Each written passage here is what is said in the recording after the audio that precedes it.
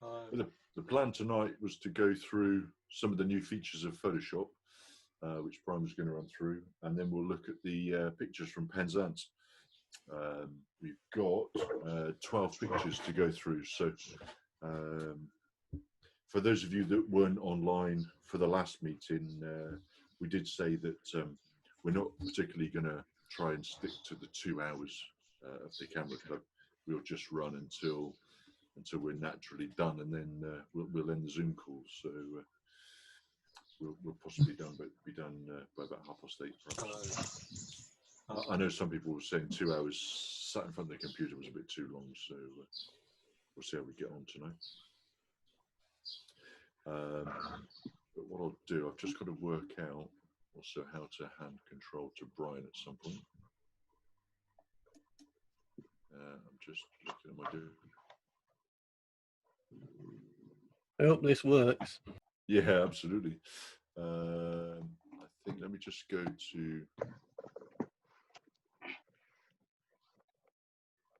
Talking about Camera Club, is I tried to get an online bank account, but the first thing it asked for was a date of birth, and obviously for some reason, obviously mine don't count. Get back far enough. Yeah. It doesn't go back far enough. Is that right? February 2008.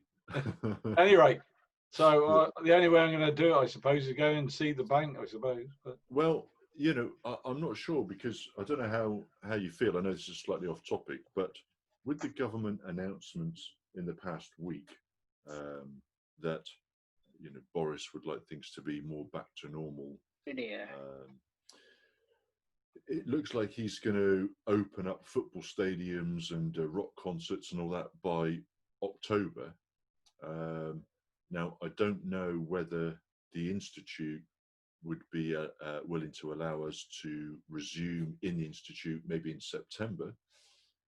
But if Boris is going to open football stadiums to 40,000 people in October, maybe there's a move back, you know, an opportunity to get back at the Institute in September. Right. If there is, we could hold an AGM at the end of September, competition night, and we could look at doing our memberships and everything in cash back at the Institute, couldn't we? And it might get us around that whole issue of having electronic payments, you know. So I don't know how you feel about that. Excuse me. I think it still might be a good thing to have, even then, though, the ability to pay electronically. But yeah, I mean, as far as the Institute is concerned, we're opening on a limited basis from the 1st of August. Right. So we're going to have people going in there. Obviously, we're going to have to maintain the social distancing and everything. Yes. But we are opening it up to people from the 1st of August. But would that be a 1 meter plus mitigation? Yeah. Yeah. Right. Okay.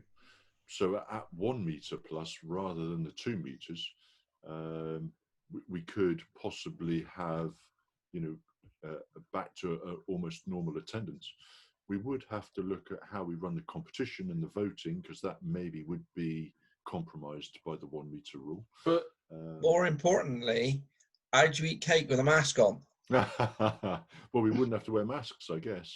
Because if it's 1 meter plus. I'm sure you'll find a way, Jason. Well, 1 meter plus might be 1 meter plus the doors open, 1 meter plus hand sanitizing. You know, there are more than just the mask as mitigations. So my understanding is it's 1 meter plus the mitigations, but you don't have to use all of the mitigations, is my understanding.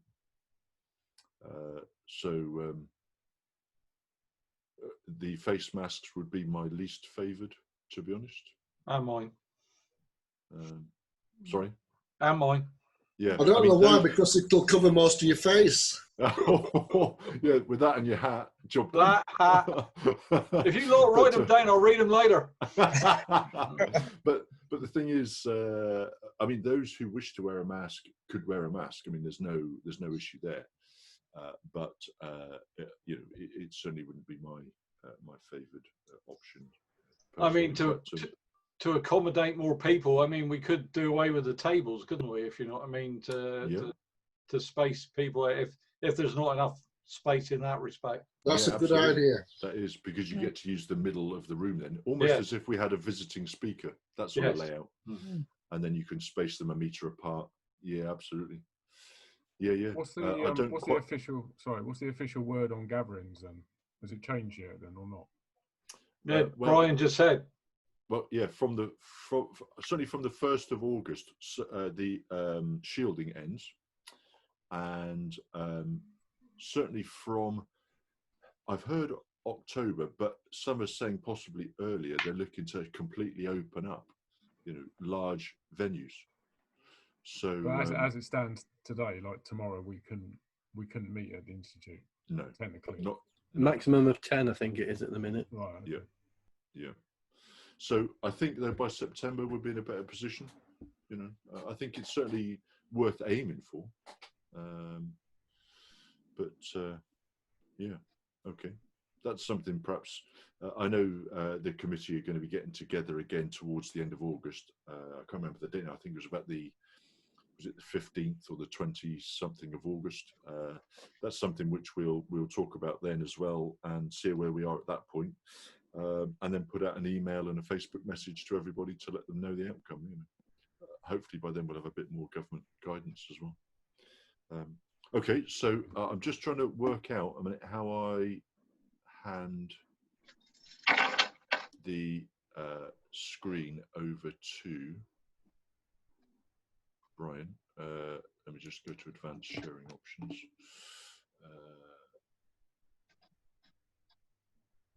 No. Oops, I've lost Zoom completely now. Here we go. Let me just quickly.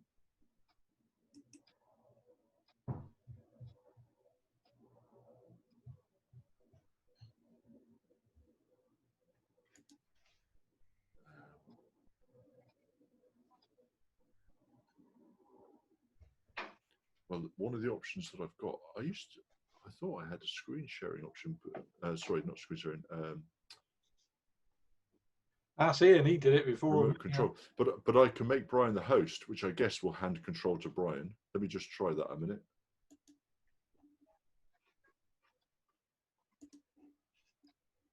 Oh, I had a little box pop up saying Brian is the host now. So now what do I do? So now you go to that. Oh, share screen. Share screen, yes. Oh God, they give me multiple screens to share. Right. That's right. Yeah, you just click on the icon that's got Photoshop in it. Right. Well, it's that one. It's just currently got that in it. Yeah. So presumably I can minimise this lot and get it out of the way. Yep. Right. We can see your desktop now. Right. Good. Right. Okay. Let's hope there's nothing embarrassing there. Right. Depends what you call embarrassing. Okay. I have got all this on a little video, by the way, so which I'll post to Ian, and Ian can put up later. So if you fall asleep in any of it, you can review it later. Okay, so let me get into Photoshop. There you are. Hopefully you can see Photoshop now. Yeah. That's the well, I was going to say the current version, but I noticed as soon as I logged on about 10 minutes ago, it said there was an update available. So presumably there's a new one out now. But this is it as it was yesterday. If I just go through the changes, or some of the changes that they've made with this version as regards to previous versions. Firstly, Microsoft released it as a minor update from version 12.1, sorry, 22.1 to 21.1 it was to 21.3, sorry, 21.2. So it's a minor upgrade. Having said that, a lot has changed. It's a bit sneaky, really.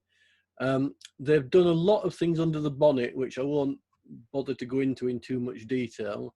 But they have done things like they've optimized the code so it runs better and faster on i9 and i7 processors. They've also optimized use of the graphics processor more, so it uses the graphics processor more than previous versions ever did. And I've also rewritten some of the algorithms for some of the things like content aware fill and select subject, which makes them both faster and more accurate. But I'll deal with them in a minute. Let's get on and have a look at some of the things that have actually changed that you can see. I'm just going to load an image. Actually, before I do, I'll load the previous version of Photoshop,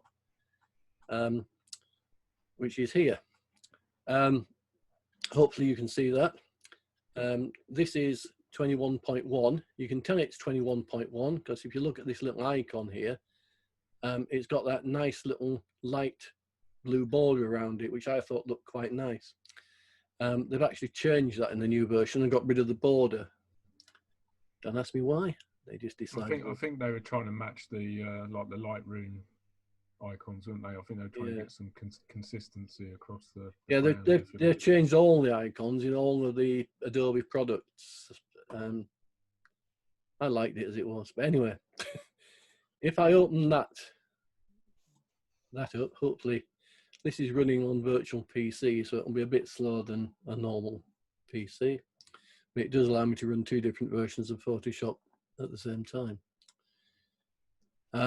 So you've got the familiar logo there with the sort of teal background, and it's loading up, and there you have it. While it's loading that up, I'll just switch to the other one briefly. Actually, I'll just close that one. And I'll load it again. There's a new icon down there for Photoshop. First thing you notice is that with the new one, the logo's changed slightly, or the splash screen's changed. It's now got that white border. Yeah, that was worth paying for, wasn't it? Right, okay. Let's open a file. I'm using the old version now again. So I'm just going to open a file, and I'm going to go into some files that I've got on the desktop of this machine somewhere. And somewhere I've got this here. This is just a magazine mock-up that I got from the internet. And notice that one of the things that has changed is this. Notice that I loaded that up. It's a magazine template, and it contains fonts which are not installed on my machine. Some of which are Adobe fonts, which I simply haven't installed and activated, and some of which are non-Adobe fonts, which I haven't got installed on my machine. And the first thing that happens if you try and load a document using the old version is you'll see this message appear if there are fonts that it doesn't recognize. Just warning me that there are missing fonts, which I can dismiss if I want. And it will try and resolve the fonts. It will try and tell me what these fonts are, what the nearest match to the font is. And it will go through and it will suggest tell me what the font is and try and resolve it and find a matching font. I'll just cancel that for a minute because I don't want it to go and do that. That can be pretty useful in some cases, but if you're not going to edit the font, it really doesn't matter because you don't need the font. If I load the same document up in the new version, let me just switch to the new version of Photoshop. I'll open the same document, which is there.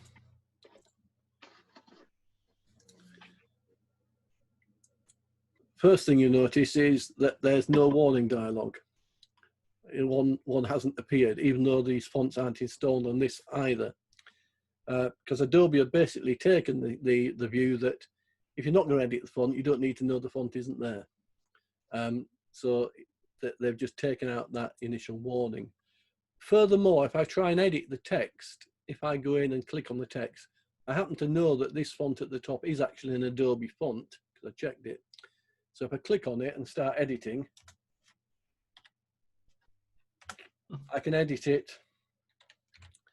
And even though that font wasn't installed on my machine, it lets me edit it because in the background, it actually went and got the font from Adobe's website and activated it because that was an Adobe font.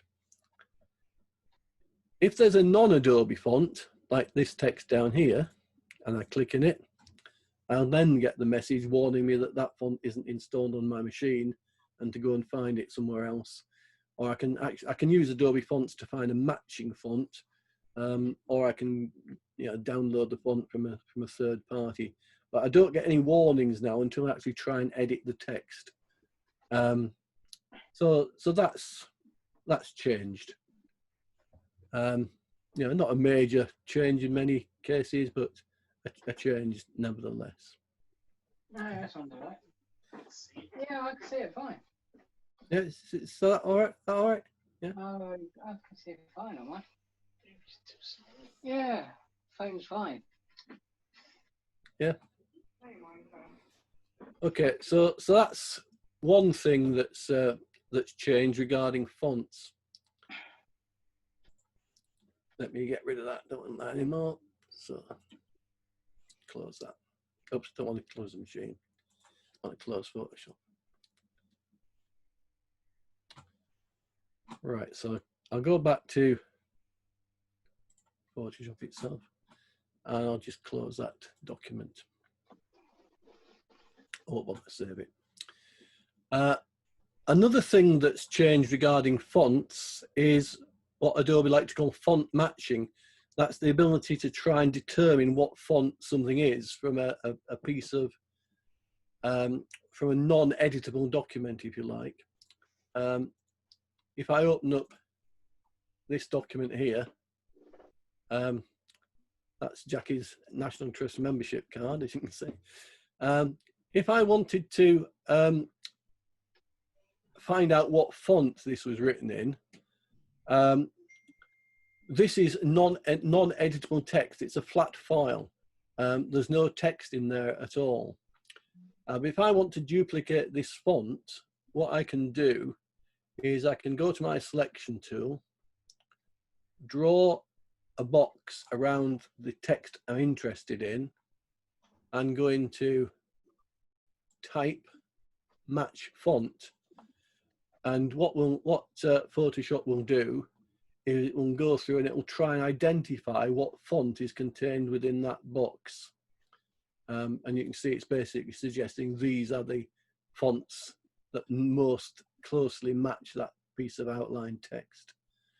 Now that's it was there in the previous versions, but it's so say improved a lot in the current version. So that's something else that has changed slightly. Awesome bit of AI though, isn't it? It's not bad. There are third-party tools which actually, if anything, make a better job of it. One of which is this one, What the Font. You can basically go into here and you can say tell it what thing to upload. Oops, where am I going now? Desktop. No, desktop.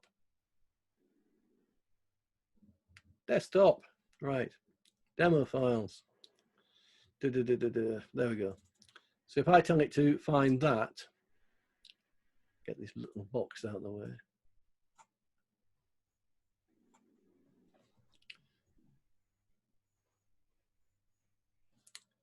So it basically tells me that it thinks it's this Jasmine medium, which is actually probably a better bet than the Adobe suggested. The only trouble is it's going to cost me 22 quid to buy it. Look at some of the prices, my word. Yeah, yeah. Once you know what the font is, though, you can always take the font name, go into Google and Google a free version, and you might be able to find one that way. But anyway, that's by the by, really. Where's Photoshop gone? There it is. So that's something else, something that's been improved, shall we say, in the latest version. Something else that's improved is select subject. So I'll just go into the old version of Photoshop.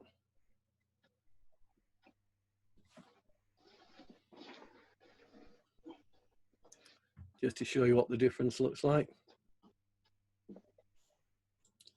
And if I go into my demo files again here, I'll use that one. I've got this image here. Seen that one before. Yeah. I can't see anything for people's thingies. Right, switch to the photography workspace. Right, see what I'm doing a bit better now. Select subject's been around for a while. If I use the object or the quick select tool and I choose select subject, it will try and identify the subject in that image for me.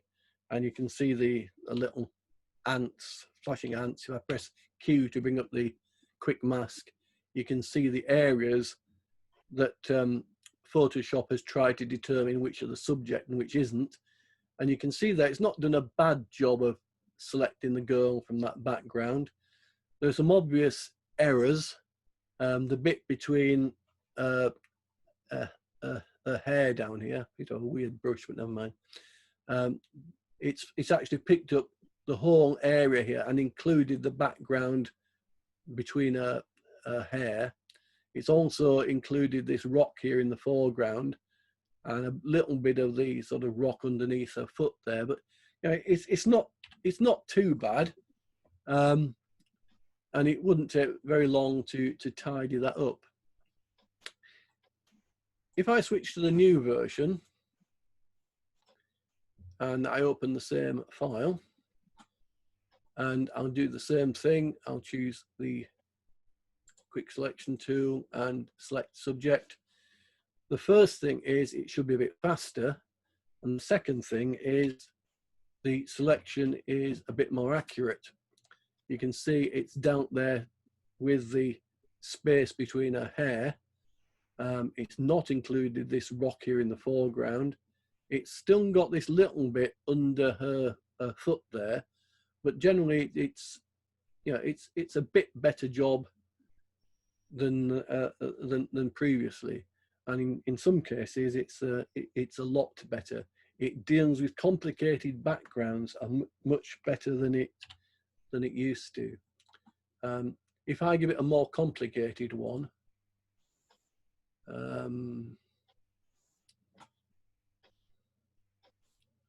okay, oops, I didn't mean to show you camera raw yet.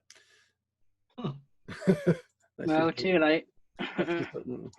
Right, this is a much more complicated one for select subject to work on because there's the smoke and everything around. But we'll give it a try. And you can see it's not done a bad job. Wow. It's even taken out the area here between her arm and her tummy, and it's not done a bad job there in the hair either. I still need to go in and tidy it up a little bit, but you know, that I think is quite impressive. They've improved that quite a lot. So that's a lot bigger and faster than it used to be. So that's another area that's changed. What will this say of that? Another area that they say has changed, and I did look this up, and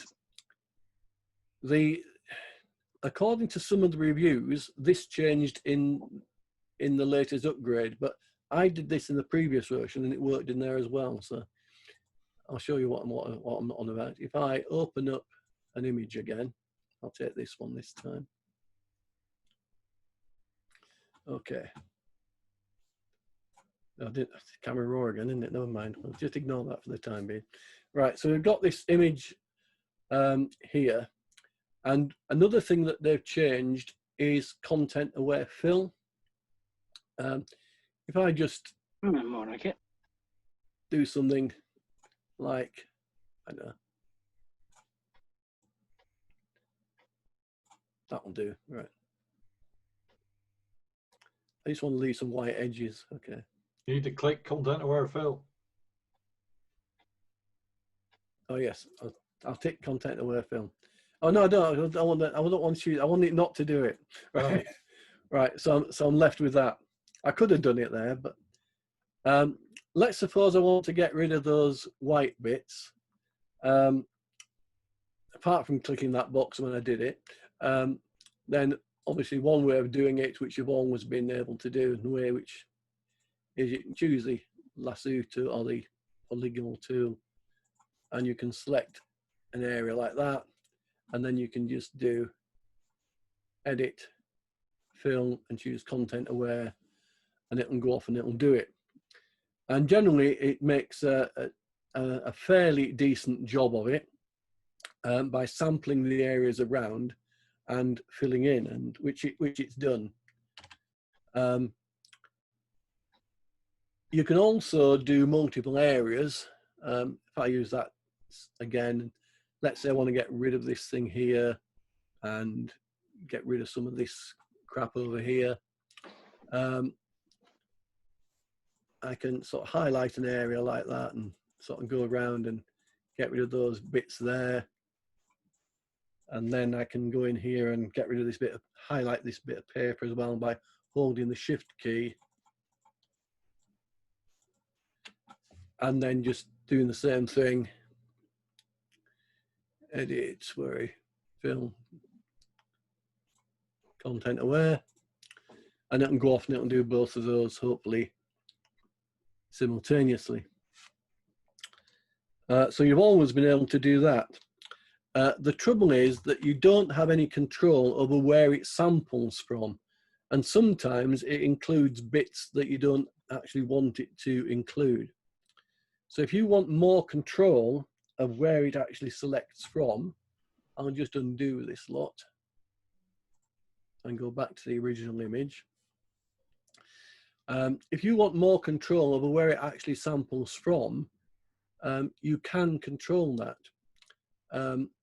What you can do is you can click on edit and then choose content aware fill, but you've got to highlight somewhere first. So I'll just do that one. Then do edit, content aware fill. Now what they say has changed now is the fact that you've now got an apply button down here, which you didn't have before. So this is the area it's going to fill. The green bit is where it's going to select from. So if you don't want it to include bits of the bike, for example, you can use the brush here and brush out bits here. So it only selects, if you like, from the grassy bits. And then what you can do is you can click apply, and it applies that to that area. And then you can choose the lasso tool and go in and you can choose another area here.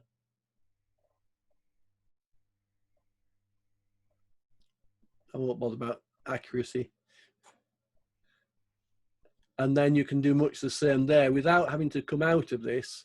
You can still go in and you can choose where you want it to clone from and click apply again, and it will do that bit. And then you can repeat the process as many times as you like without coming out of content aware fill. And only when you're finished do you have to press OK to come out. So as I said, that if reading some of the reviews, that's supposed to be new in this current version, but it's actually in the last one as well. So there you have that. Anyway, I won't bother to save that. Oh, this is a really exciting one. Yeah, let's create a new image. Doesn't really matter what it is. If I create a new image, if I go into the adjustment masks and choose pattern, you can add a pattern, which you've always been able to do from Adobe's list of patterns, or you can create your own if you don't like Adobe's choices. So you can go in there and choose the pattern. And the thing that they're very proud of now is that they've added this angle option, and you can go in and tilt it at an angle. Right, that's exciting, isn't it? Right, right, right. Okay. So they've added that as well. The ability to rotate patterns. The biggest change that they've made, though, I've saved till last, is in Adobe Camera Raw. This is the previous version of Photoshop, and what I'll do is I'll open up some raw files.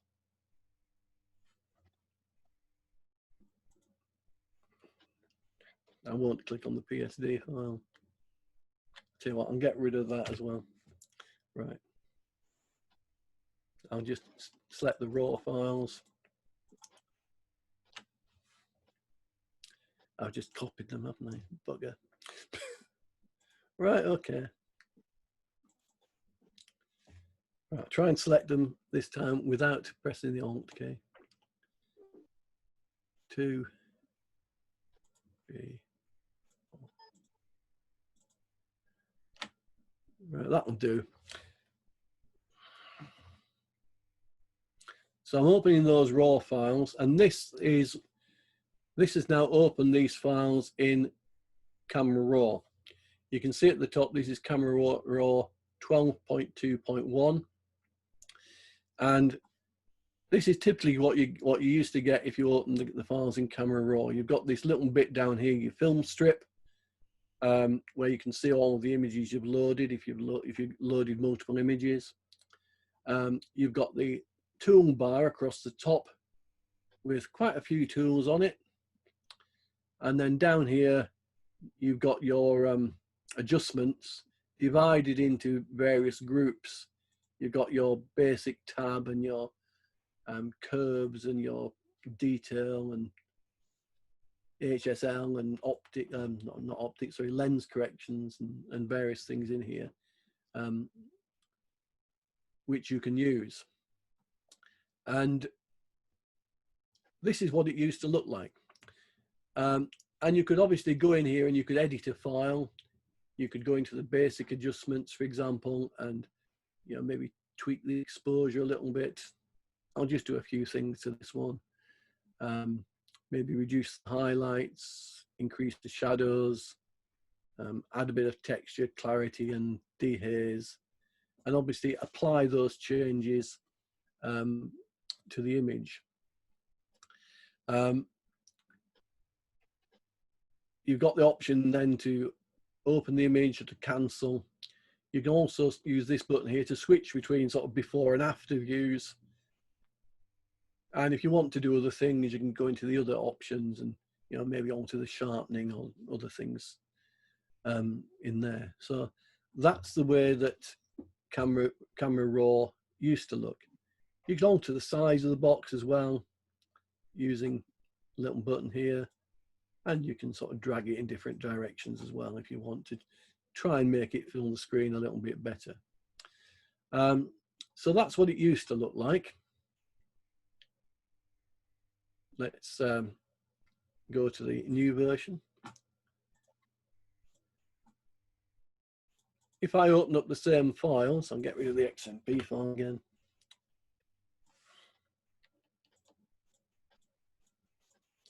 If I open up the same files in the new version, it'll load them into Camera Raw in the same way, but you can see the look is entirely different.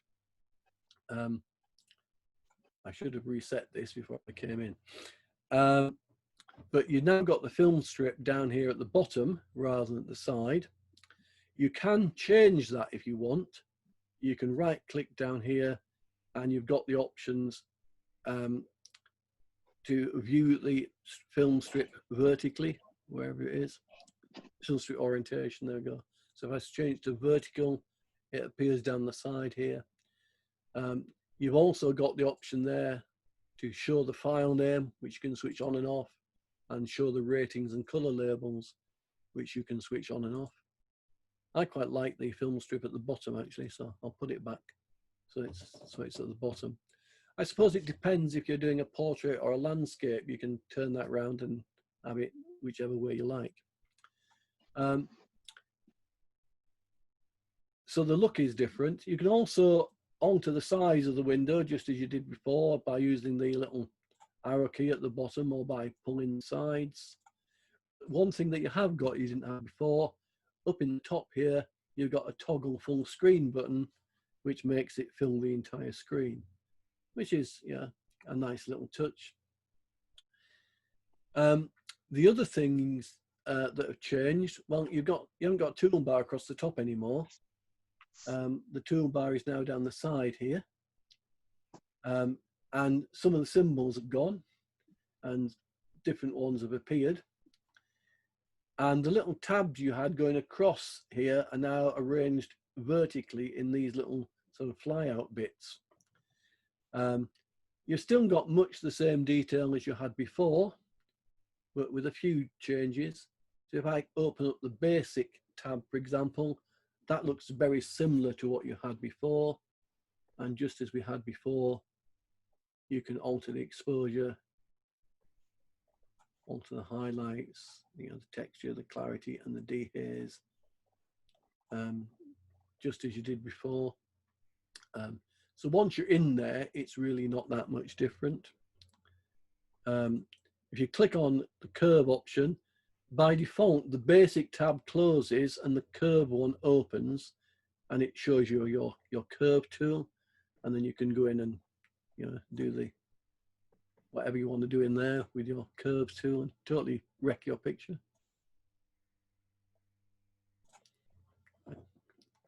The detail tool is much as it was, only you've now got to go in and open up various things to actually see what you're looking at.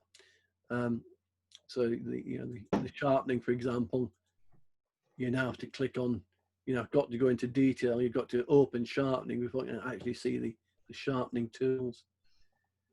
Was it Jason that couldn't get that to work before? Did you solve that, Jason? Is he there? Can't see him.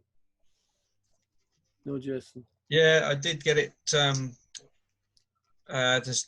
Well, it updated itself again afterwards. All right. Like a update or something, and when it did that, it started working. Okay. But yeah, I mean that's still there. You just got to. But whereas before you could do it in sort of one click, you've now takes you about 6 clicks to get there, which is a bit annoying. The HSL thing has been replaced by the color mixer, which gives you a few extra options. Mine's currently set to color, so I'll switch it back to HSL, where you can alter the hue, saturation, and luminance of the different colors. So if I want to boost the reds a bit, I can maybe change their hue a little bit, boost their saturation, and maybe decrease their luminance. And maybe the same with the oranges. Oops, wrong button. Increase the saturation. So yeah, to bring out the background, that sort of thing. So you've got the hue, saturation, and luminance. You've now got an all tab, which you didn't have before.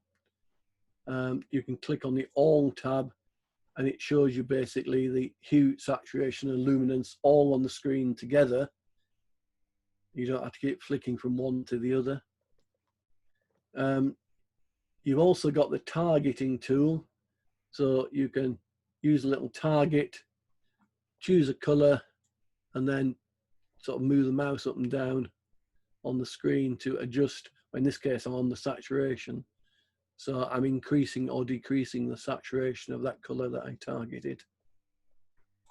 So you've got that.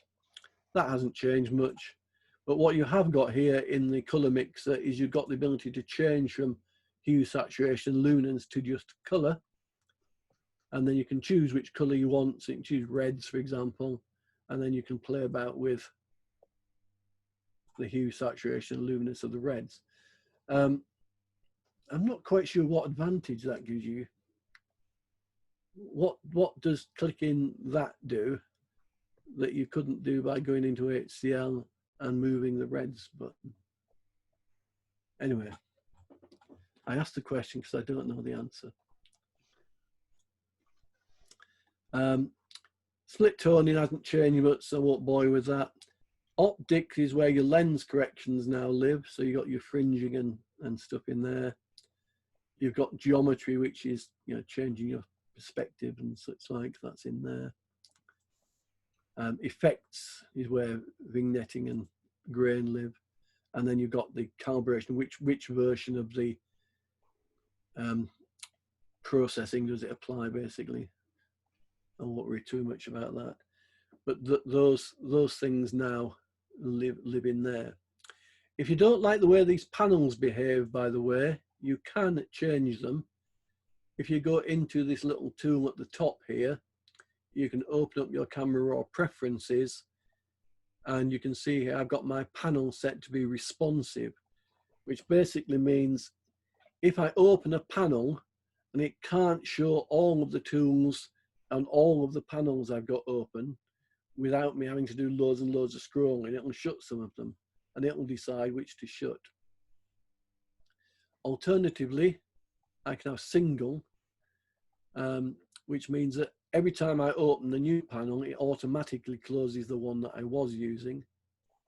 And then you can have multi, which basically won't close any panels. You'll end up scrolling for miles. But you have got those options there. So you can alter the way the panels behave. If I wanted to make some adjustments, using, for example, the adjustment brush on this image, then the adjustment brush now lives over here in this toolbar on the side. So I can click my adjustment brush and bring that up. And once you're in there, it really hasn't changed much since the previous version.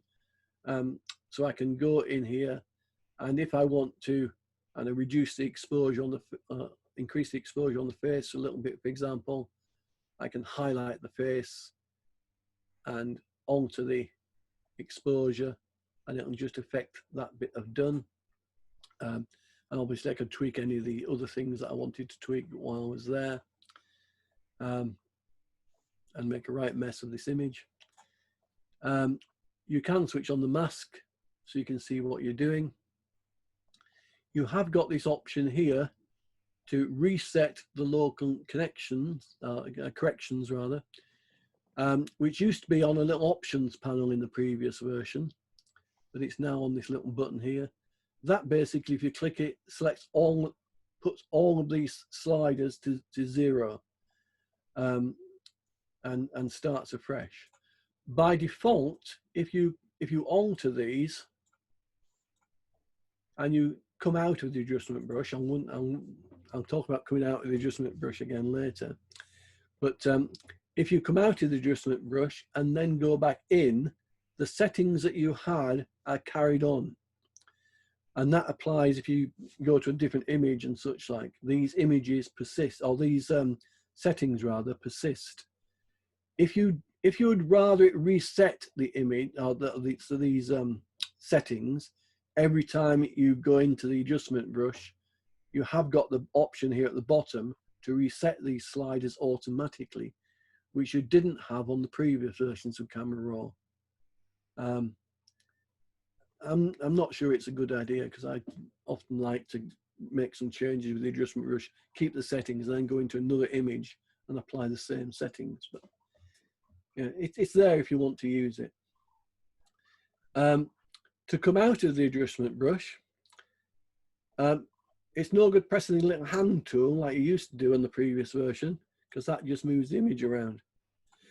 What you've got to do is to go up to the edit option right at the top of the toolbar and click that, and that will take you back to the place where you can see the panels. So again, that is changed. If I go back into adjustment brush now, you'll see that those settings have carried on, because I didn't tick the bit at the bottom that says reset the sliders. If you want to make multiple corrections with the adjustment brush, then it's not changed that much. The symbol has changed a little bit, in that before you used to have a thing up here that said new. You just have a little plus sign now. So you can make one amendment.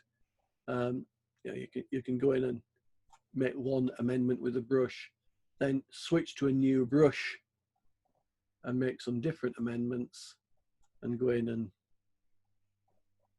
make some completely different changes somewhere else without affecting the changes that you've done. So they've just changed the new option, if you like, for this plus sign. You've also got the option here to reset what you've just done, which is a useful thing.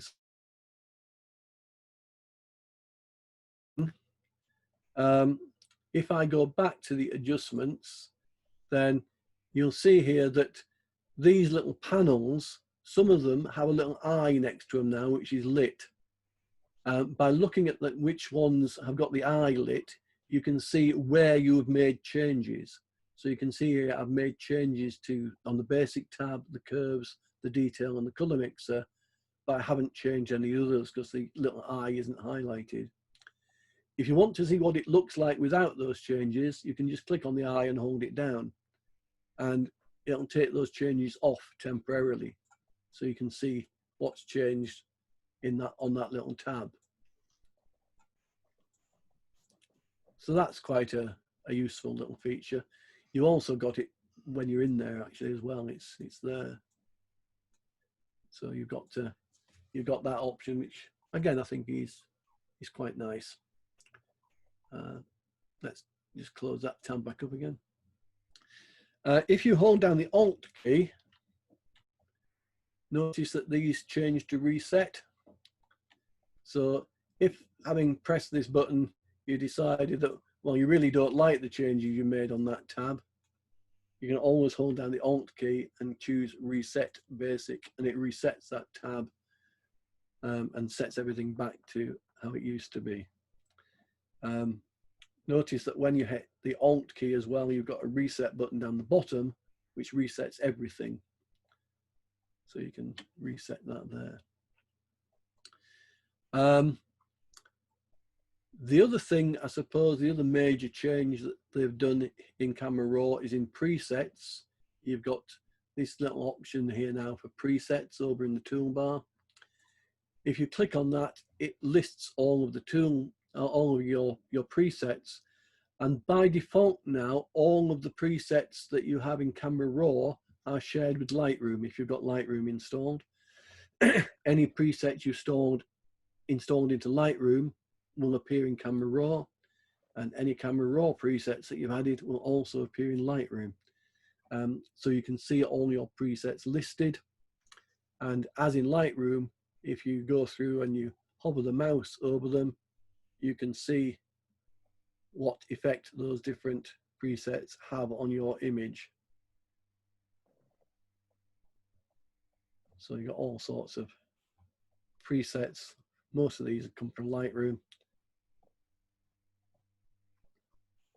So you've got them all in there. So if you want a golden hour sun, or golden hour black and white, that seems a bit silly. Okay.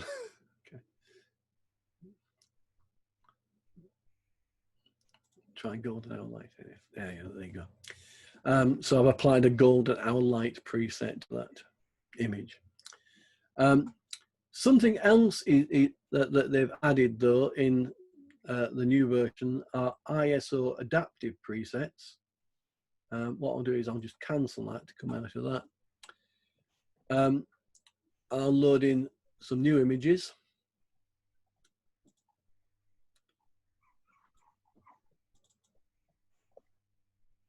Actually, I'll just load in those two for now.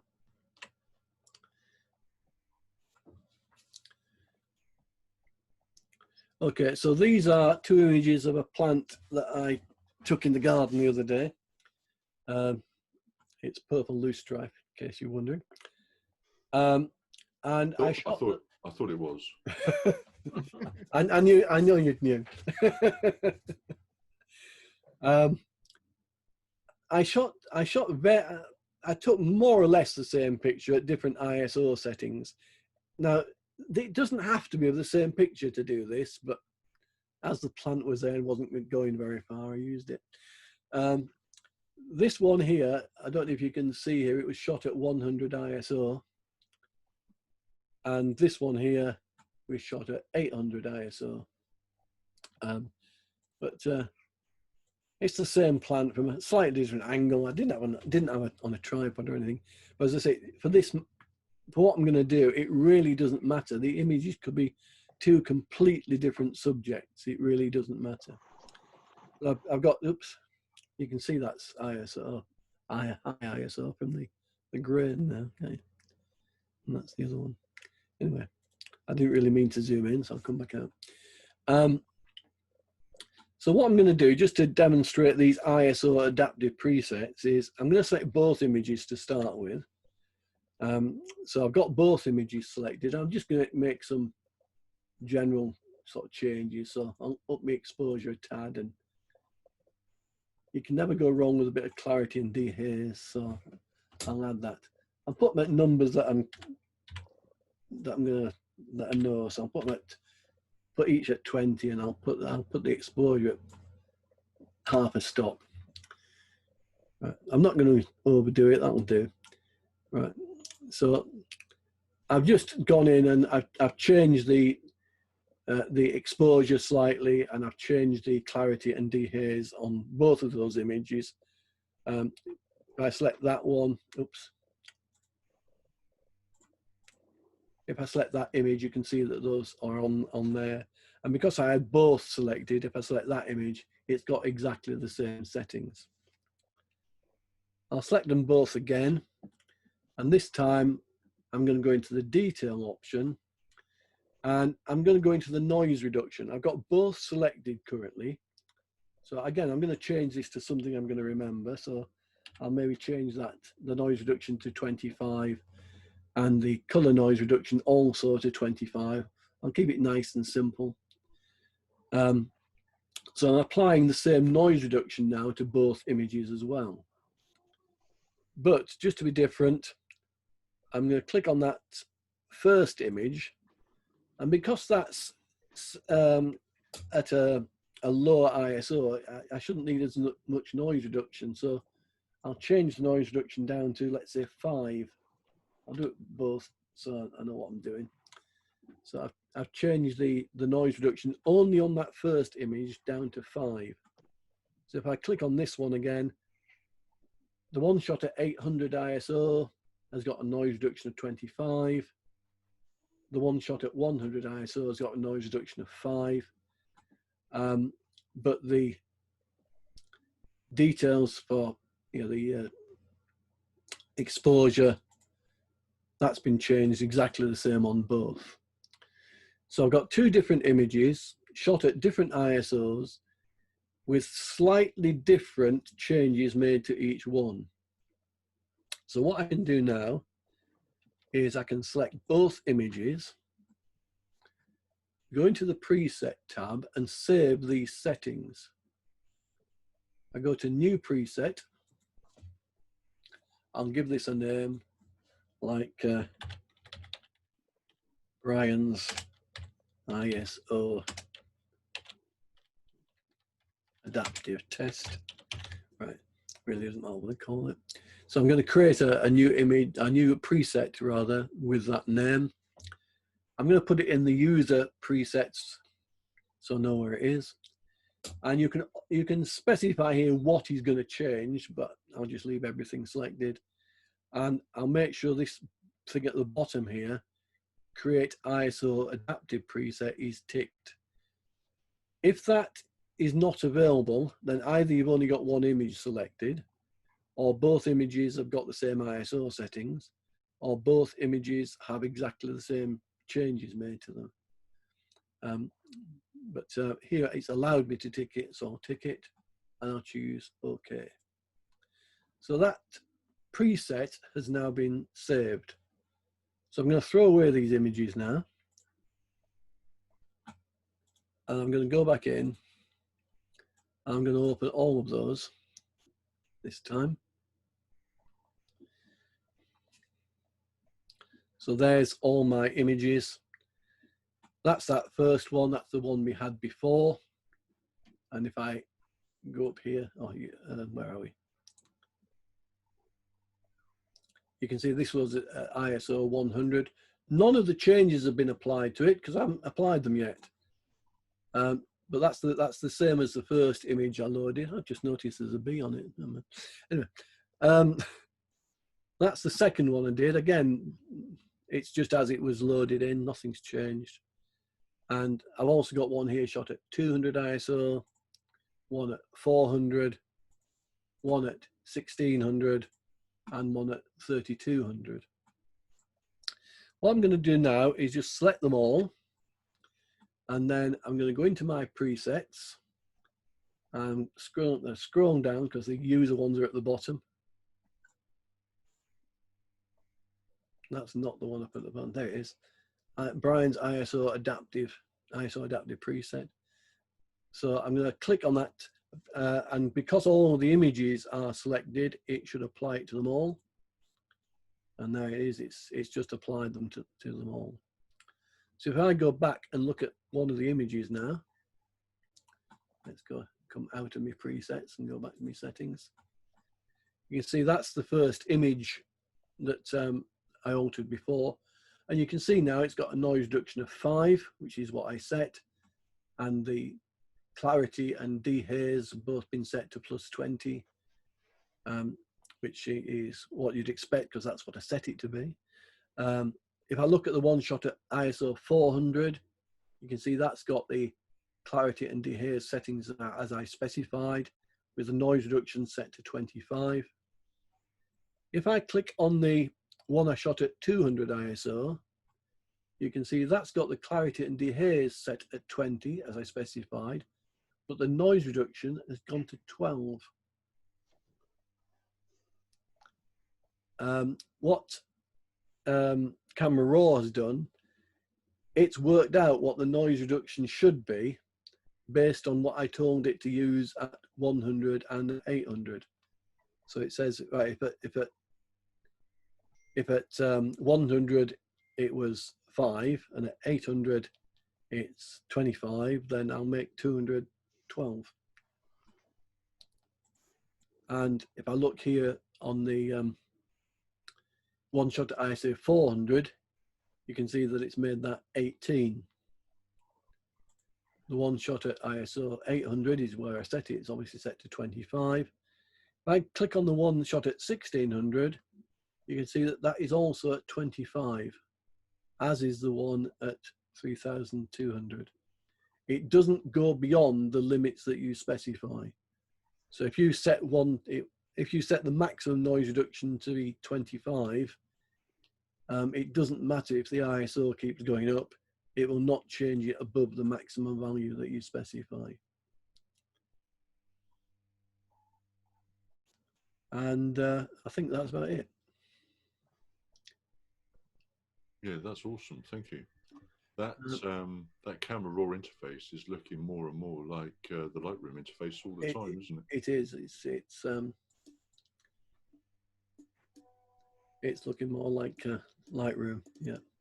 Which in some ways is good, but I still resent the fact I have to use twice as many clicks to get into the sharpening option. Right. If I give you the screen back now, yep. I think I just have to press that. Yeah. I think you have to go on to the 3 little ellipses in the top left of my. We've got you back. Oh, you have? Oh, okay. Brilliant. Yeah. Okay. Yep. Nice one. Right. I say I do have that on a little video somewhere, which I'll send to Ian, and it goes through a few other bits and pieces which I've not covered as well. So if I give that to Ian, he can set that up and so everybody can see it. Yeah. Okay. Yeah, that's great. Thank you. Right. So I'll just let me bring up a minute. I've just got to open the Penzance folder. And I will share my screen.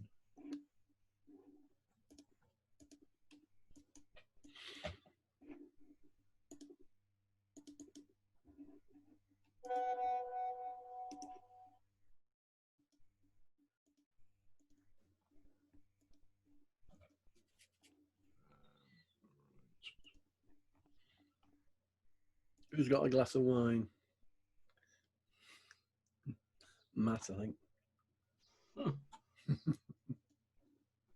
Yeah, so yeah, what I'm going to need you to do for a minute, Brian, is I can't share my screen because I'm not the host.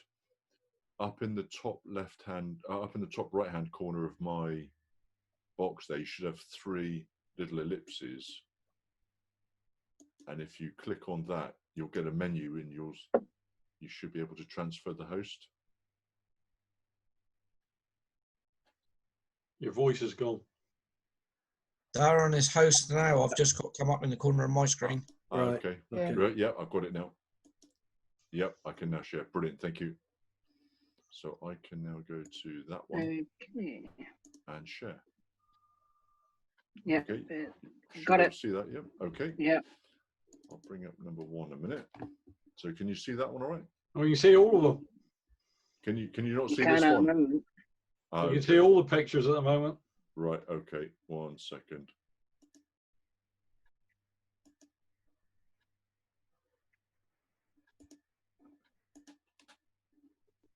How about now? Yay. Yeah. Yeah. Need Okay. some Michael now. Yep, sorry about that. I just had to, that always confuses me a bit, but I've got to get the right window open before I can share. Okay, so like I said, we've got 12 images from Penzance. I'm happy to go through them all if you want, Brian, because I know you've done a fair bit of speaking tonight. It's up to you, but I don't mind going through. I think people have probably heard enough of me tonight. Yeah, sure. We like Okay, bad yep. cop. We'll do a good cop, bad cop again next week, perhaps. I think it's competition night next week, isn't Can do it if you insist. it? Who is that crap? I just want to get slated. That's definitely bad cop. Okay, so pictures of Penzance from either last week or from the first week in March. This one definitely looks like it was last week, perhaps. And Not from a boat. well, yeah, no, that's right. I was just looking at this, thinking that looks like the back of the. It is the back of St Michael's Mount. I swam round it last Sunday. Oh, okay. That Blimey. wasn't me, by the way, with a camera. No, I was going to say you went swimming with one arm and holding the camera with the other one. Yeah, but that's from a boat, which isn't from Penzance. Not from the field trip, no. No, absolutely. I was just looking at it thinking it's an unusual view because I can see not only the mount, but I can see that land to the right-hand side, which was making me think that maybe that was from a boat. Yeah, because obviously that wouldn't normally be in the shot there.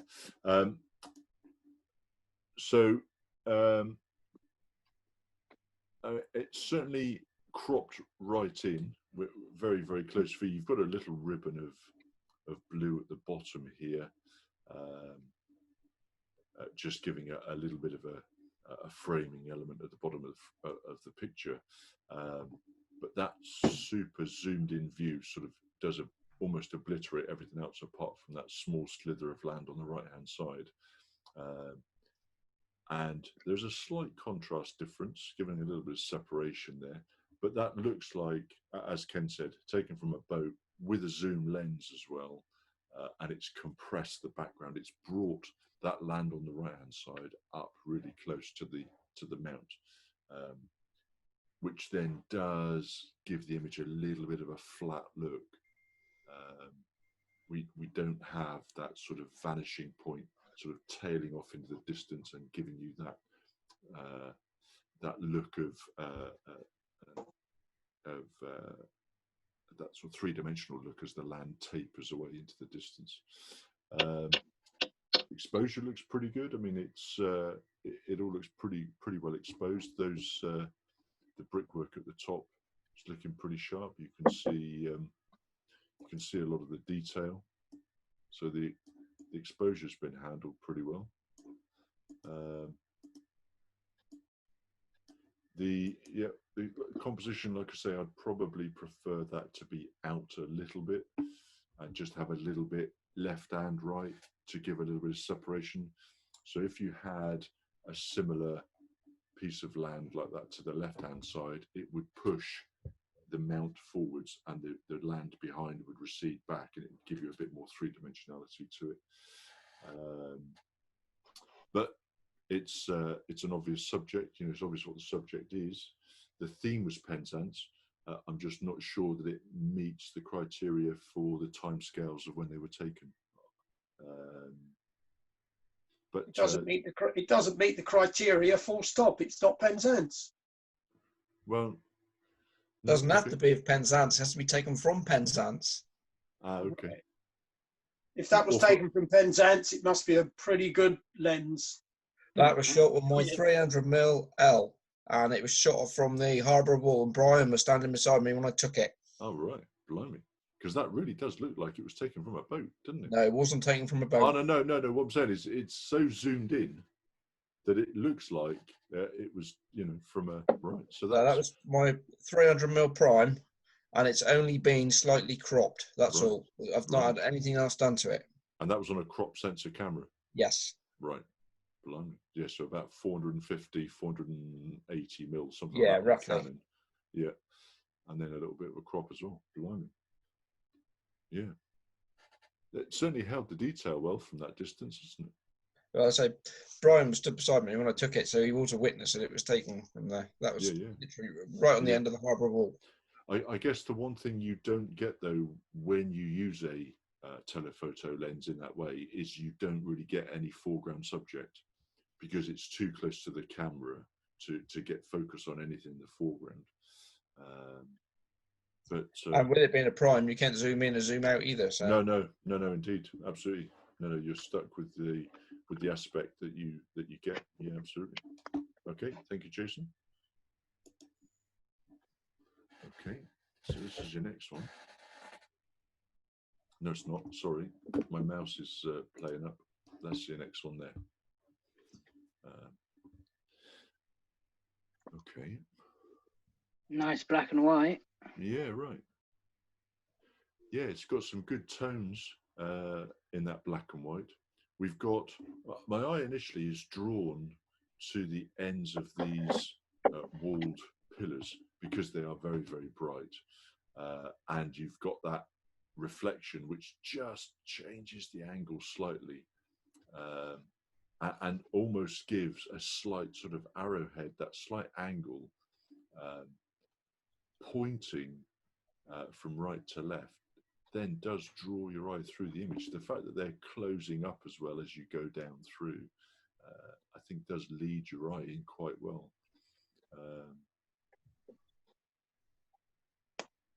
Yeah, interesting that it's been made black and white. I guess there isn't an awful lot of colour there. Maybe there's a lot of greens, which might have been quite distracting. It may have drawn your eye. Certainly by making it black and white, you do simplify all of that.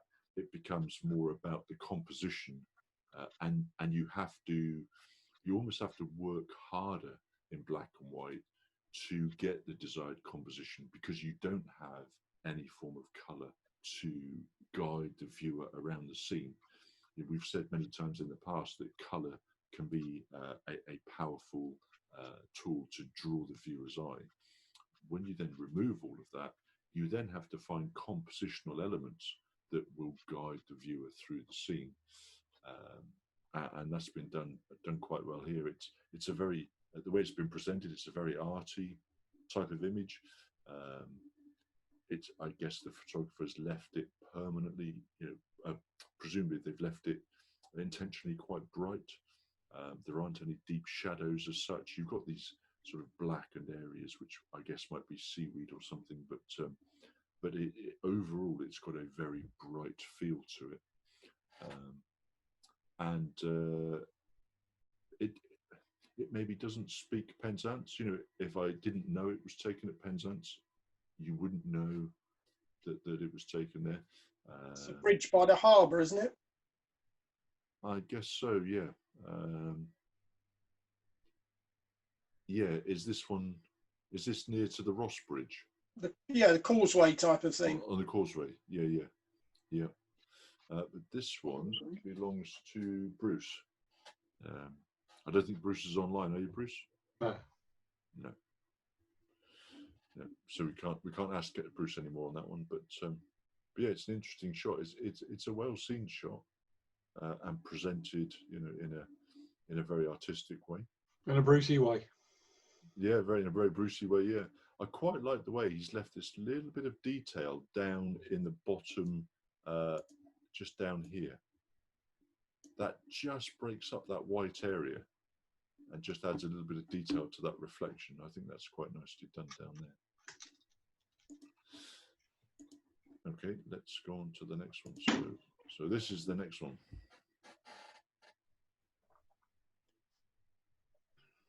And initially, when it comes up, it has a very bright, very tranquil, very quiet feel to it.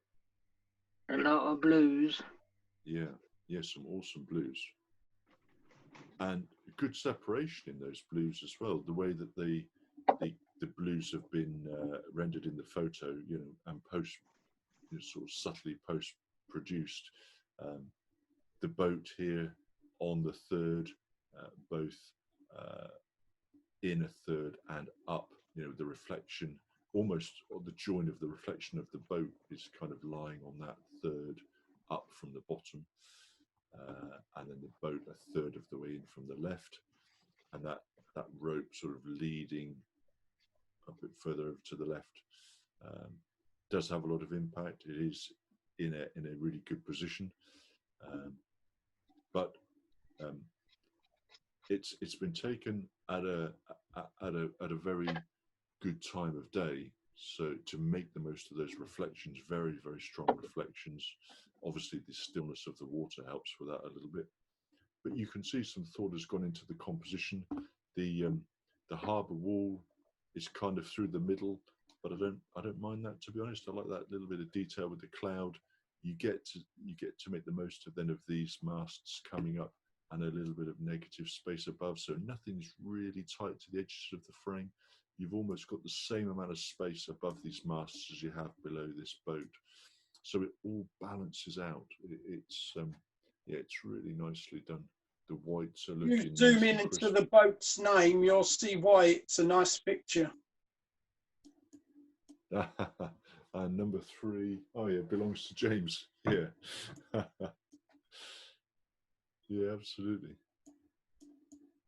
But yeah, the whites are falling into the right place. Nothing's blown out, you know, really subtly done. But you can see that it's sharp front to back, really good depth of field. But again, I come back to the point that it's very obvious what the subject is, isn't it? Because of its placement, it looks very nice, even in that close as well, doesn't it? A shot within a shot. But yeah, would you like to add anything to that, James? No, you said it all. Next. Thank you. Okay. Such you. a pro. You what? Such a pro. Yeah, absolutely. Okay, so this one, I quite like the way this one has that space in front of the Solonian. So timing, I guess, is critical to this one, in that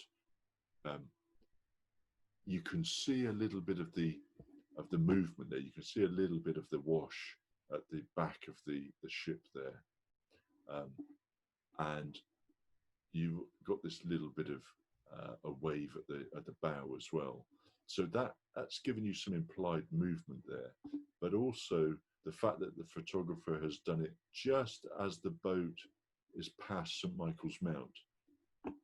So you've got that land on the left-hand side, and you've got that bit of land on the right, which again pushes the background back, allows the boat to come forward and stand out in the frame. I quite like the way that the chops on the water have been rendered here as well.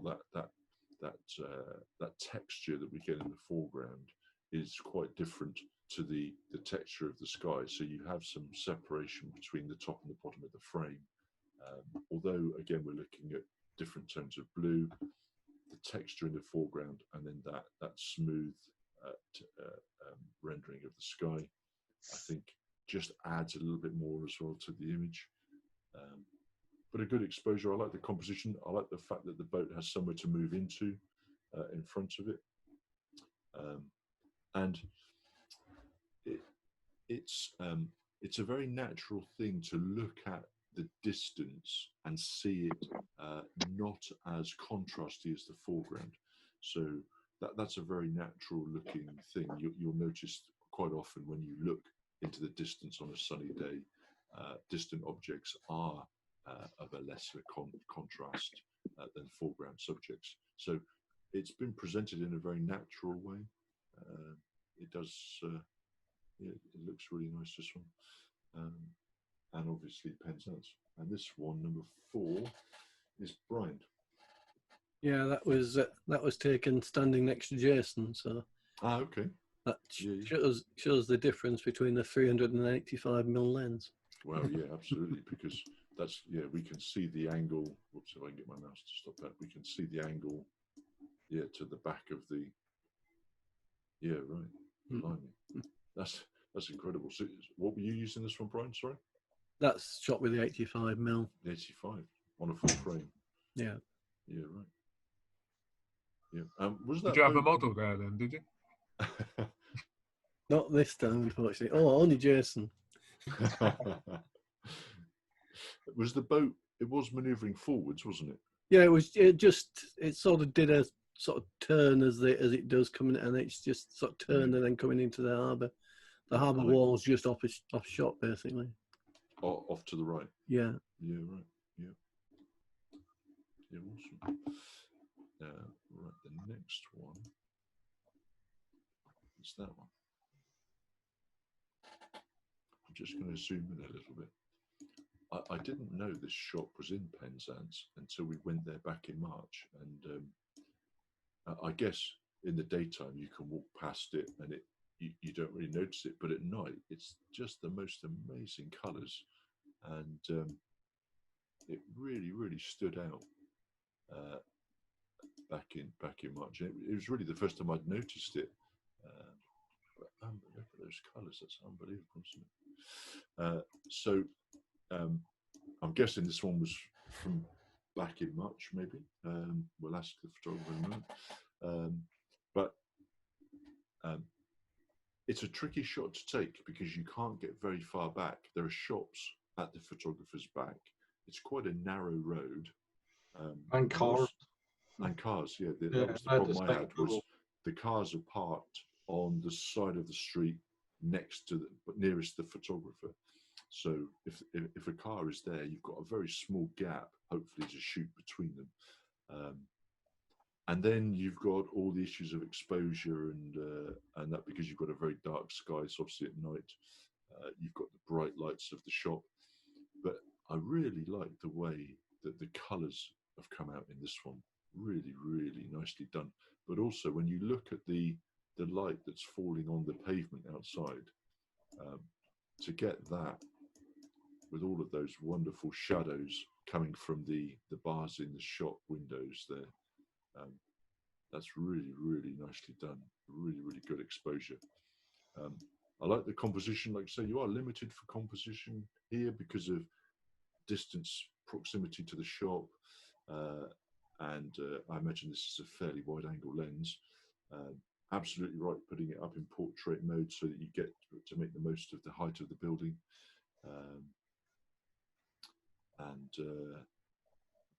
Yeah, really sharp. The building does tend to look like it's leaning back slightly, but that's something which is to be expected when using a fairly wide angle lens. You could try and pull it out a little bit in Photoshop, pull it out at the top and sort of change the angle slightly, but I don't find that displeasing to look at, to be honest. I don't mind that little bit of lean back in that, certainly because, you know, if you know how difficult the shot is to take, I'm just wondering whether you could lose a little bit at the top, but without losing that bit at the bottom. There is a sort of a black band at the top, and maybe it could just come in slightly like that to line up the top of the shot. But I mean, that's just a minor thing. But yeah, I really like that.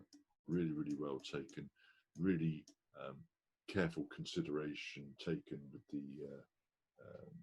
the exposure to get all of those elements, nothing blown out, and that's made the most of the wonderful colour. This one is Jason's.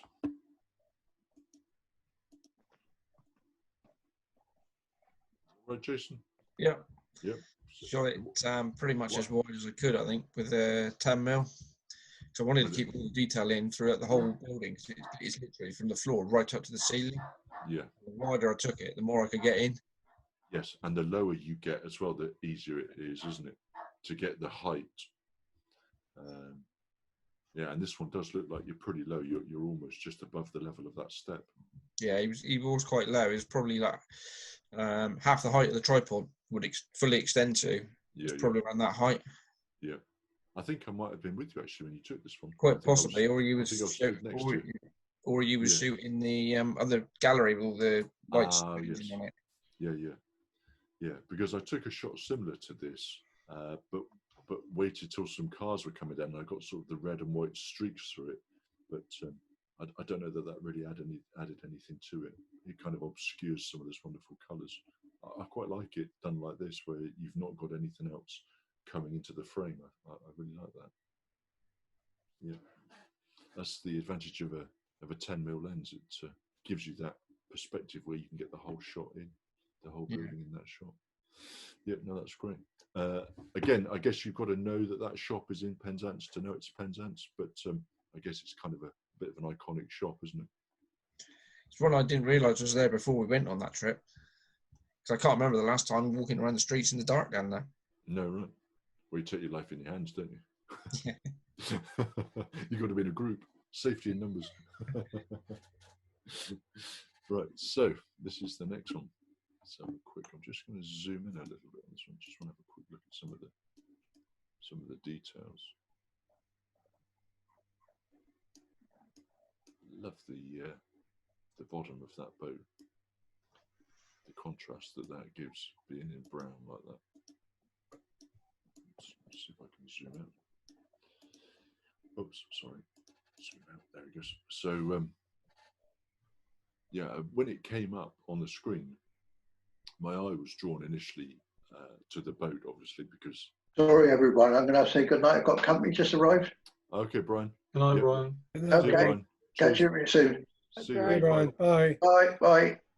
So, yeah, because of the composition element of putting that boat on the third like that, but it was more striking the mast than the boat. So making the most of the mast and the reflection and having it almost to the top of the frame like that, and a similar gap at the bottom, it really and against that dark mast against that light sky, it really did draw my eye straight into that part of the scene, which I guess was the photographer's intent.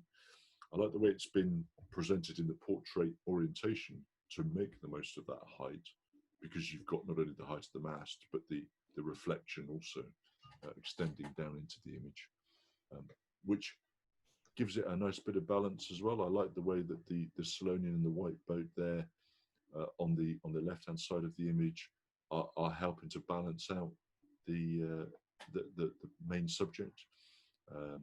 Obviously, the main subject is in the foreground, but with those two in the background, I think it helps to balance the shot. And I think the photographer got lucky with that bit of cloud as well coming through, just helping to break up that negative space in the sky. And I quite like, I don't know if this was a part of the shot or has been applied afterwards, but this sort of quite heavy vignette at the bottom. There's a little bit of a vignette at the top, but the bottom, I think, really helps to stop your eye leaving the frame. It's a clever use of a vignette if it's been applied afterwards. Sometimes you get that darkening effect anyway from the foreground if you've got shadow of the wall or whatever it is that you're stood on. It could be a natural shadow, but we'll ask in a moment. But this one is Chris.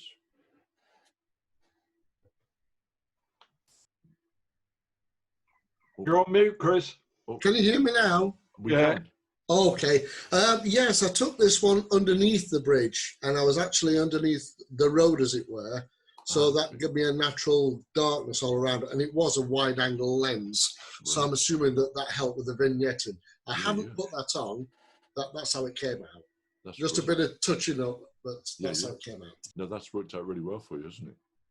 Yeah, that really works because it does contain your eye. That shadow at the bottom just contains your eye up here and keeps your eye up around the middle of the frame, which yeah, that's worked really well. And I thought with the Solonian there, that it's a Penzance boat, isn't it? It is, absolutely. Yeah. There's no mistaking that's Penzance for sure. There's only one thing I'd change. Go on then.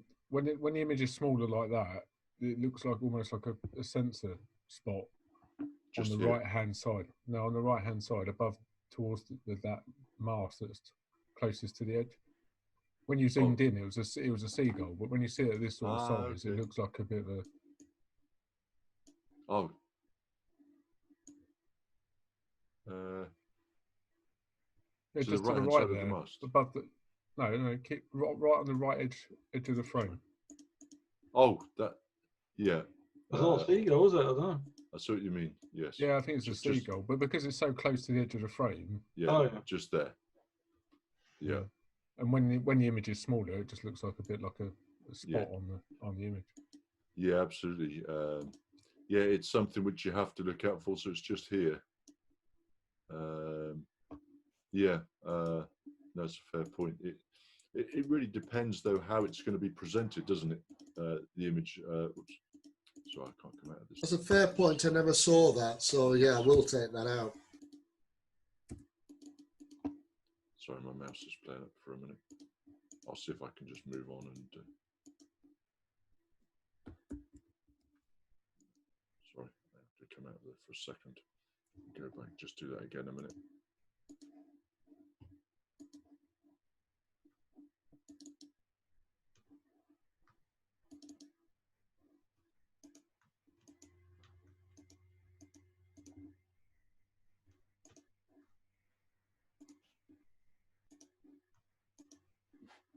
There we go.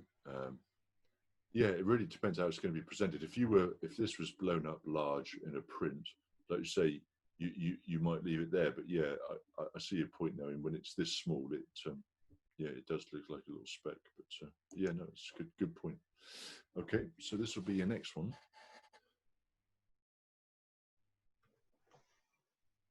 Okay, so we've got, I guess that's a fountain of some sort, a water fountain.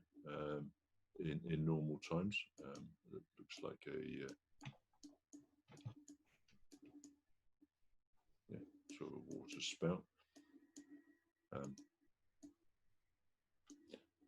Nice little snippets of the view beyond, especially of the mount through this piece between these two layers of the fountain. So you can see the photographer is showing that it's Penzance. You're sort of showing the land around to sort of give it some sort of placement, to give this fountain a placement in its environment. Good exposure. You can see again that there's nothing burnt out there. You can see it's a fairly harsh light by the shadows that are falling underneath this top piece. But you can tell what the subject is because it's placed bang in the center. I mean, often things don't work in the center, but I think this one does in a way. So you've got a clear indication of what the subject is. I think a good technique on the taking of the shot to keep those highlights, to keep everything not burning out.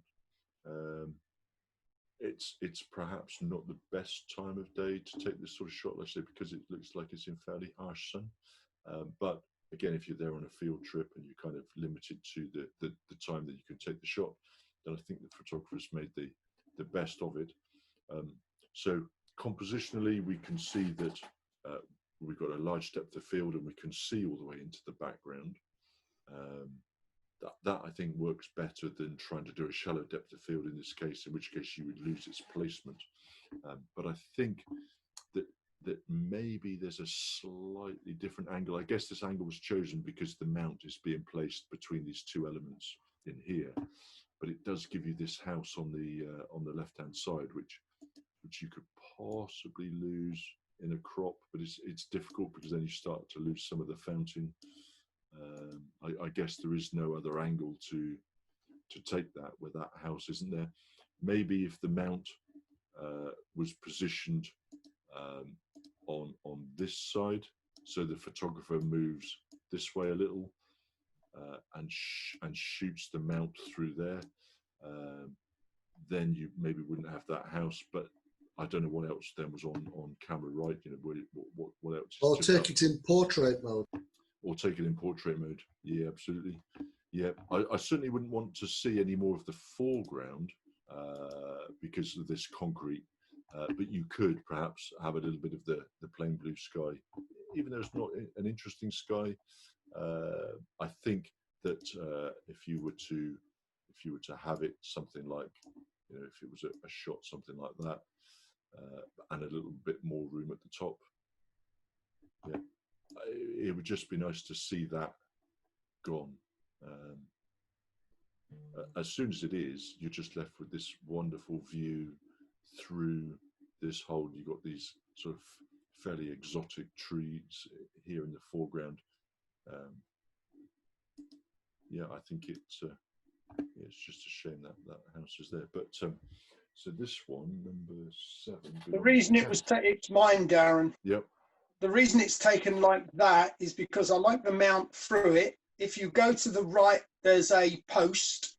Yep. You go to the left, there's a barrier, a post, and a signpost and a lamp post. Right. Okay. Yep. Just to literally where your mouse is at the moment. Yep. Which has actually been taken out by me. Oh, okay. So you can't get it. It's in the gardens opposite the Jubilee Pool. Ah, right. Okay. Yeah, yeah. So you've already taken a post out of this shot? I have. Blimey, you wouldn't know it. What, from somewhere over here? On the left. What, just around here somewhere? That's it. That's awesome. That's well, I've taken a poster, barrier and a sign out, actually. Clone master. Yeah, he is, isn't he? Yeah. All you need to do now is put some snow into it and stuff. That's the next stage, perhaps. Bit of rain, bit of snow. Yeah, that's it. That's an awesome bit of cloning, that, because you wouldn't know. You absolutely wouldn't know. Right. No, that's brilliant. Radio Kent. Go on to the next one. Okay. That's quite arty and abstract, isn't it? Oh, I like that. Mm. I like just the little snippet of the boat at the top, just to sort of set the scene for the reflection. But that reflection, with the water moving like that and giving you that all those textures and creating all of those jagged lines, looks really, really interesting. It's an interesting texture, and having it exposed like that really makes the most of them as well. But you also get these ribbons of colour, so you get to see the red edge framing to this bow, which you obviously can't see in the shot. You only get to see it in the reflection. Yeah, it's a really, really well seen shot. I mean, you might walk past that 100 times and not see that unless you were specifically looking down. But also the way it's taken to get that exposure, again, to make the most of that reflection, has been really well done as well. But there's nothing in there to distract. Your eye is just drawn in to this reflection. It's really good. I like the way it's presented in that orientation as well. But quite often when you see this sort of shot, there's a rope or there's a red buoy or something on the top of the boat, so you end up with a big red splodge or something here. This one's very, very clean. It's a really, really clean reflection, which the photographer has made the most of and presented really well. So this one belongs to Brian. Yeah, that's mine. I just happened to see Nice, it. Brian. Just happened to see it on the way back to the car, actually. Right. Yeah, yeah. I think the colour makes it, doesn't it? I think It if does. you didn't have the colour. Yeah. There are so many slightly different shades of blue in there, but nothing that really is out of place. No, I know, but the contrast of the reds and the yellows on the left there, Yeah. I think is what makes it. Yeah, it does. Yeah, really nice that. Look awesome in a big print.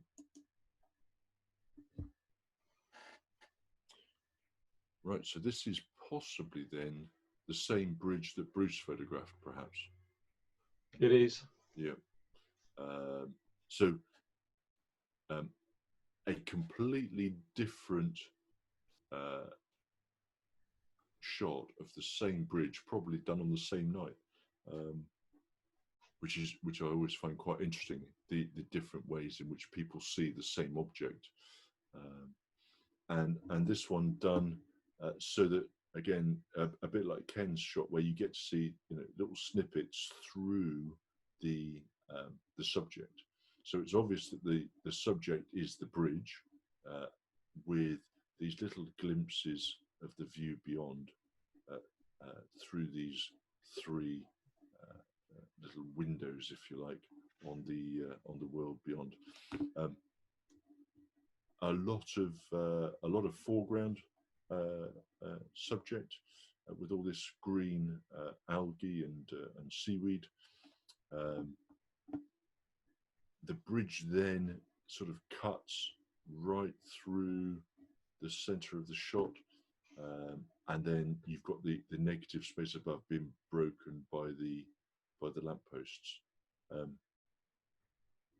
I'm not sure compositionally whether you're making the most, perhaps if the photographer's intention was to really show the world through these three little glimpses here.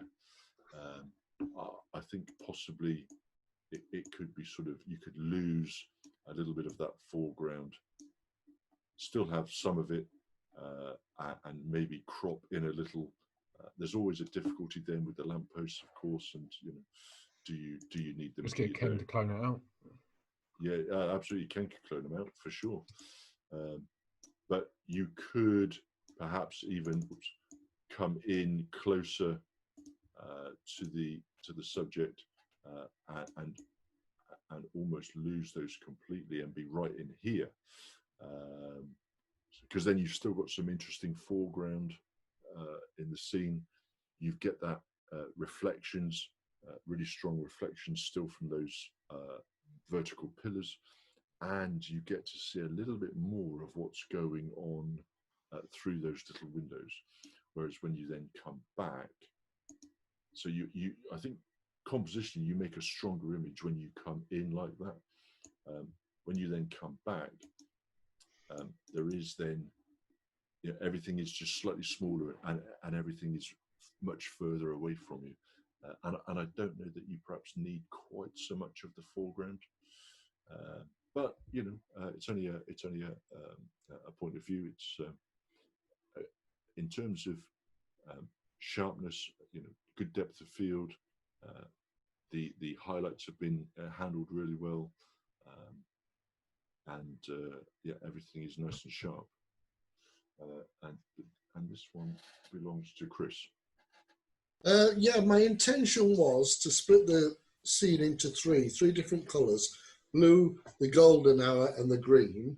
And the intention of the shot was to get the reflections, not personally to look through them. That would just by the by. Sure. So, and I left the lamppost there. I could have cloned that out, but that would have been a lot of negative space. So yeah, for sure. So that was my intention, the reflections, rather than looking through the bridge. Yeah. I think you're absolutely right to leave those lampposts as they are, with the framing as it is.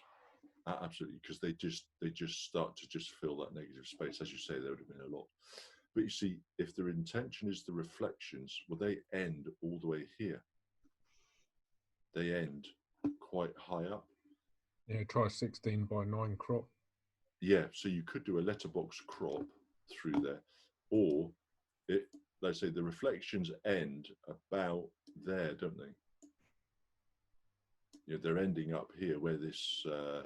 So like say you could either you could either letterbox crop it, or so you. Let me just go back out. So you could. Let me just get the draw. You could do a crop something like. I like it, Chris. Oh yeah, no, I like it. You could do a crop something like that. In which case, Yeah, that looks cool. you know, and then you just lose a little bit of that top, and then your eyes held in the middle of the frame where those reflections are. But no, it's only it's only offering a slightly different. But there's definitely a more than one picture within that picture. Absolutely. There's possibly even a vertical just here, just the left hand side. You know, just coming over about a third or so before that lamppost. You come sort of 1, 2, 3 pillars in and crop, and there's a shot there as well. I think. If I just get my mouse to not to play up, so there's a shot I think about. Whoops, sorry, about there as well. Perhaps you could have made a triptych of it. Oh yeah, that would have, yeah, indeed, yeah, absolutely. But no, that's yeah, really good. Okay, so definitely Penzance as well. I will be able to after I've watched Ian's triptych video. For sure, yeah, absolutely. Don't hold your breath. So your next one is another interesting view of the same bridge. This time, obviously, a wide-angle lens.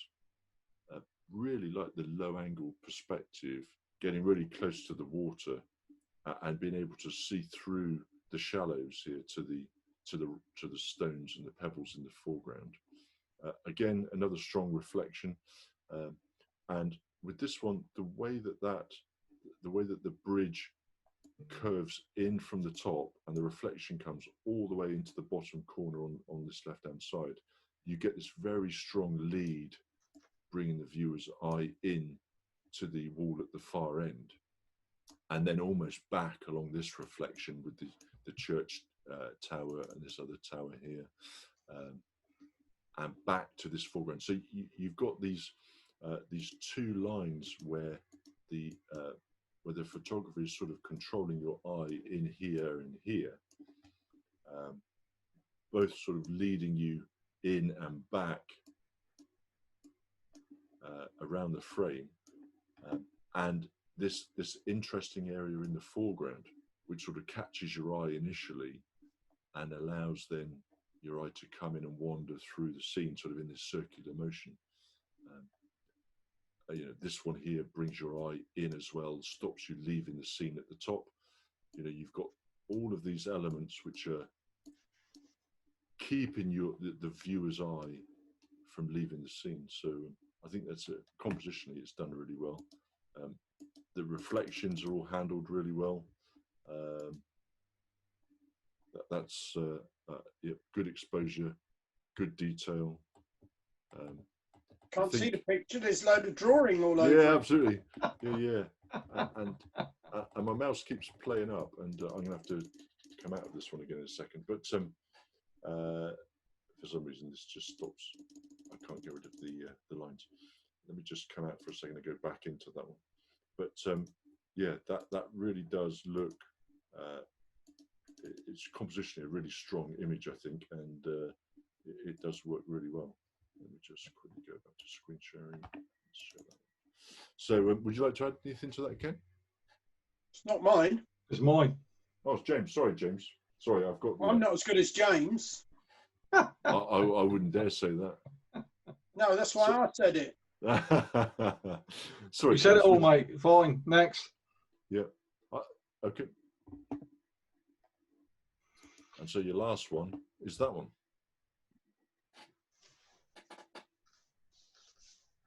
So a similar composition to Brian's shot earlier, in that it roughly in the same location, slightly different focal length, because we can see now this one's maybe with a yes, I was going to say it's definitely with a different focal length, because you can see the gap between St Michael's Mount and the end of this pier is closed up a fair bit.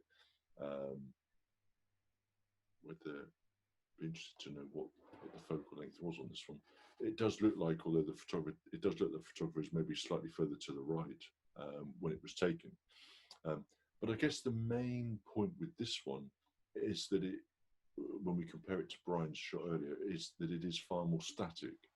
We don't have that element of movement within the picture, which I think added a little bit of narrative to Brian's shot earlier on. This is obviously Penzance with the Solonian alongside St Michael's Mount. You can see the photographer is trying to balance out the composition and include elements that clearly do indicate that it's Penzance. And we've still got that sort of chop on the water, which does add an element of texture in the foreground, an element of interest. But yeah, I think it's just maybe just lacking that little bit of movement. It's just looking slightly flat. It just needs something, I think, to lift it and to tell a bit of a story. Maybe if there was something going on the boat, you know, if it had some people in it or something, just something to add another element. But again, good exposure. Highlights have been handled really well. Do you think so? I think that St Michael's Mount looks way too bright. It's looking a little bit bright. I guess it looks like that's in the sun, and maybe this is sort of a bit more shaded on this side. But It wasn't taken last week. oh, was it not? I don't think. No, I don't think so.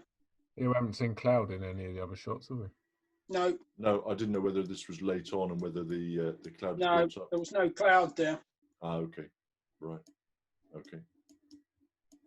No, Wait, have we missed one as well? I should have another shot. Yeah, I think you missed number 10. Oh, which, did we? Okay. I'll go back and number have a 10 is how this shot should be done properly. Ah, okay, so this is Bruce. So we can't ask Bruce about that one. Let me go back. Ah, yes, here we go. Sorry, yes, I must get another mouse. This one, I click it and sometimes it double clicks when I just do a single click.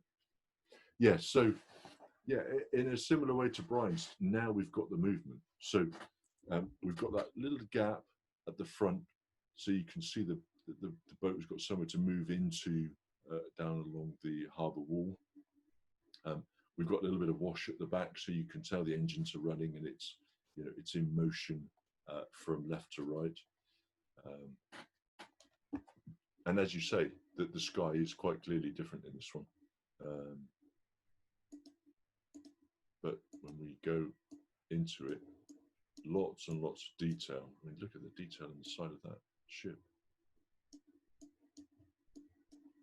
So I'm guessing that this is on the sunny side as well, isn't it? Because the sun would be off to camera left, wouldn't it? Right. Oh, would it? Okay. Yeah, it goes down behind the back to the right, doesn't it? Mousehole Way. Mousehole Way. Does it? Yeah. Okay. Or Newlyn Way, I should say. Right. Okay. That's why Bruce could have taken that shot, because that boat goes in the shade rather quick. That harbour goes in the shade really quickly. So. Right. Yeah, absolutely. And so I thought maybe the mount was picking up some light in Bruce's shot, and maybe not the boat. But yeah, as you say, and this is the way to do it, because you get that movement. It adds a bit more to the story. You can imagine that boat then gently coming alongside this jetty or this pier here. Yeah. Another thing where you zoomed in there is people sitting at the back with masks on. Yeah, I know. It just you know how our photography potentially has changed since March time with everything that's changed. You look at the back of the boat. It just documents, doesn't it? You know how life is different now. Look at that. Yeah, absolutely. I know. They got a feed that's bag all on zoomed in, but yeah, they're sick bags. Yeah, sick bag or feed bag. Yeah, that's right. Yeah, yeah, absolutely. Yeah, back in the day, it would only been bandits wearing masks like that, wouldn't it? Mm. But yeah, it does. It does. It's a picture of the time, isn't it? You know, you'll look back in, I don't know, 5 years, whenever this thing's done, and think, you know, what a crazy time. But yeah, it will date that picture, I guess, to this period. Yeah. So that's yours, as it can. Yeah. Yeah. I wanted to try and get the three sort of like elements in it: the mount, the Solonian, and the lighthouse there. Yeah, absolutely. And, Yeah, and I quite like the two blokes just at the bottom of the lighthouse there, just standing around, just waiting in anticipation. Yeah. And again, timing is key to this one, isn't it? To get it before this boat sort of comes too close to this wall and you lose that gap. Yeah, awesome. So that's a great set of images. So I think we've definitely covered them all now. So that's all 12 of those. Next week, am I right in saying it's competition night next week? Competition. Yeah, which I think is looking down. Is that right? Yeah. And images for that, Ian, have got to be in by Today. Today. Yeah. Today. Okay. So yeah, I think to be honest, most people on the call have done it. But yeah, if you've got images to get in, if they can be in by the end of today, please. Okay. And then I'll start the voting between now and next Tuesday.